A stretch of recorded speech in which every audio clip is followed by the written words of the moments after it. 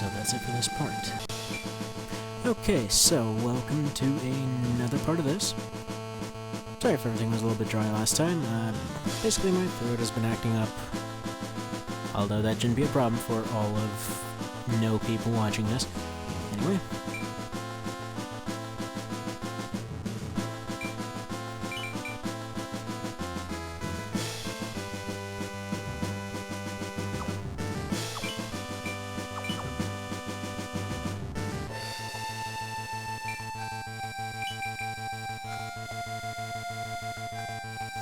So basically next order of business is just to finish up these. Shouldn't be much of an issue.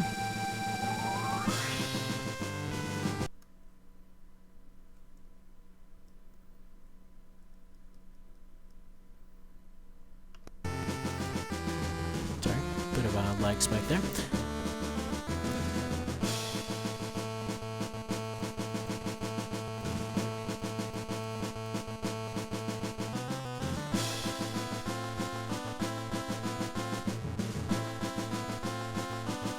Okay, so apparently there is something over there. Gonna have to get someone over. That'll most likely be caffeine, seeing as the only two, only treasure looters were him and Alice is a bit dead. Which is unfortunate. I don't think I've ever lost that many people in this fight before.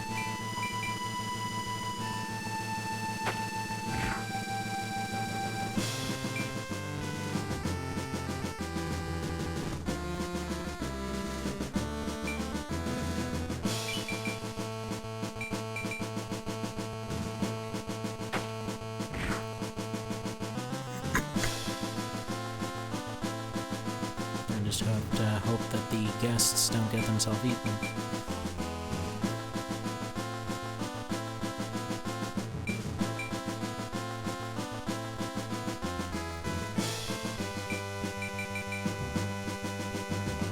I'm not sure why it's lagging like this.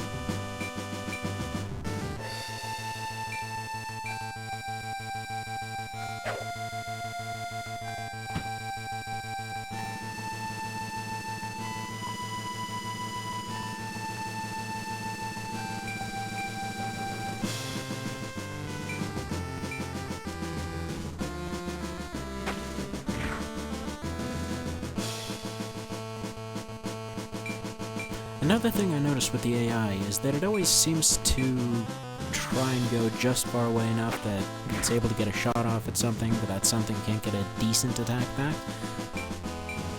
But many times they'll ignore completely obvious threats around them, like, for example, this thing's over here, but they both completely ignore these two.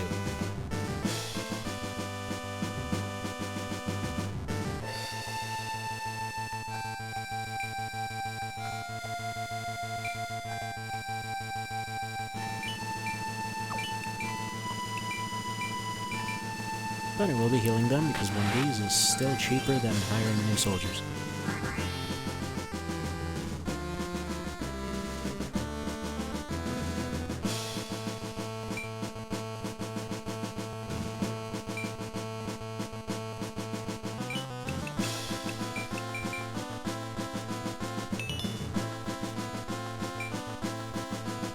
That should be a useful thing to sell. It's not very good, but it's still better than nothing.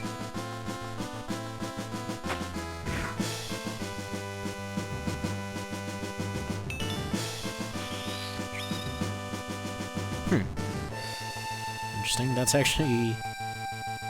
Huh.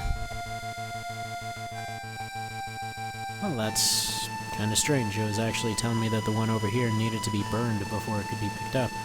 So I wonder if that's a glitch or not.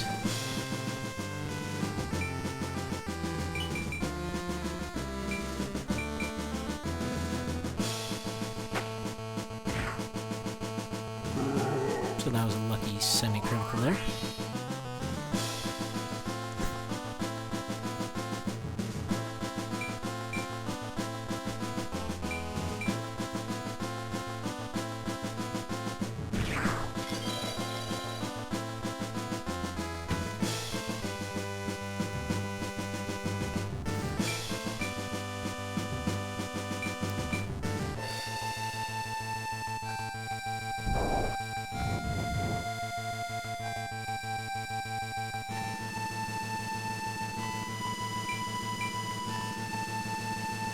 So, this and the next one are probably one of the last few that don't have many complications about them. Because up to this point, it's mostly been pretty predictable army setups. Just everyone specializing in close, kind of half specializing in close, half far away. And in general, there haven't been too many complicated setups there. Whereas in later on, there will be a lot more of tactical setups for the whole group. There's actually one near the end in which everyone is exactly the same class, with the exception of a couple people, and they can all fly. Which is a problem, considering one of them has a bow that paralyzes people. But again, that is a good bit away from this.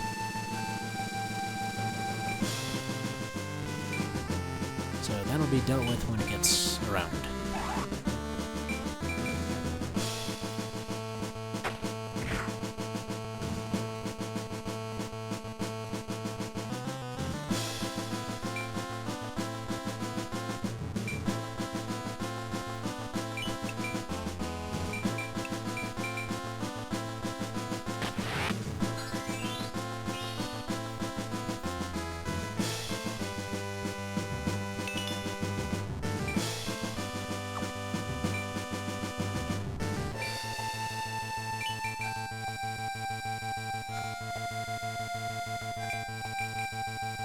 So she will actually do more damage to this blue dragon here, because she is naturally fire.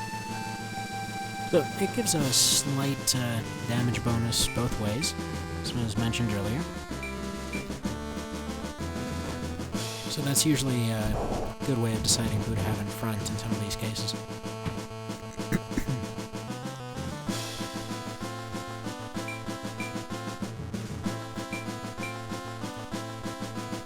And also, since these guys have mostly been in the back, they are having an opportunity now to spam like crazy.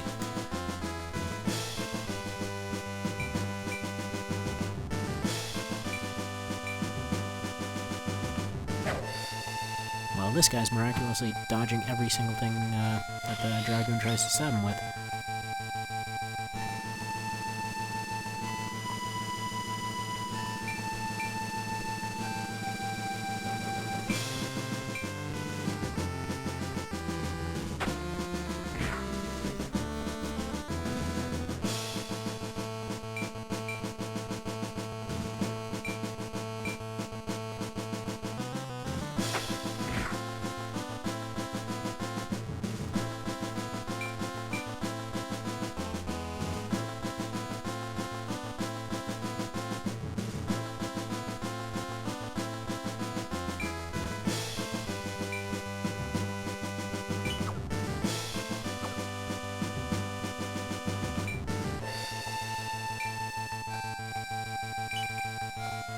Hopefully the dragon won't run over and kill her, but it looks like he's out of breath for now. So that should not be the case.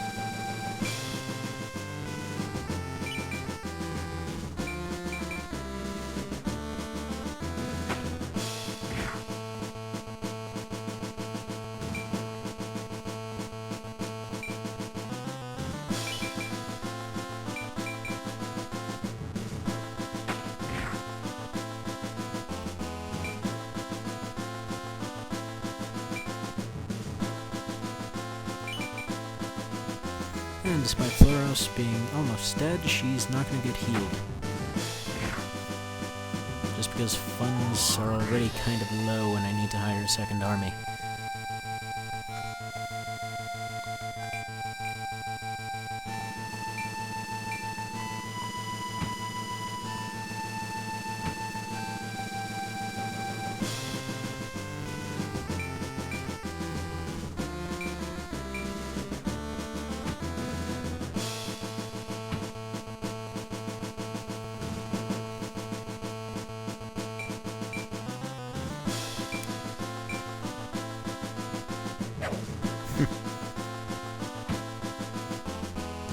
Man, that guy is just unlucky.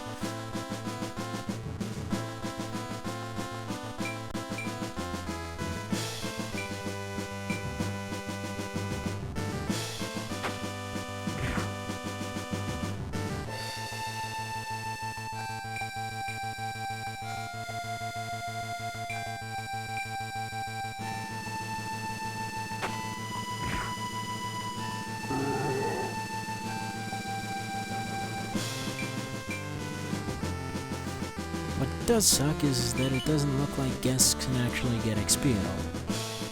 So that was a wasted kill there.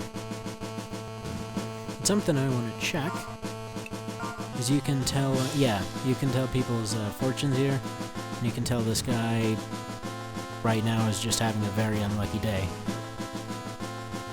Which happens. This guy's fortune will most likely be good. Yeah.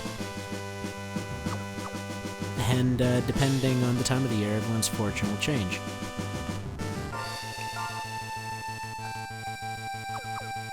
So everyone has a good portion, 2 neutral portions, and then a bad portion. Some emblems will affect the duration of those. Let's see.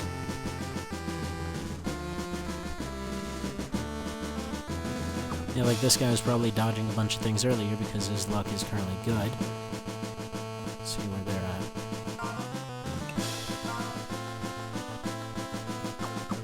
Yeah, that might also be why I was able to convince them so easily.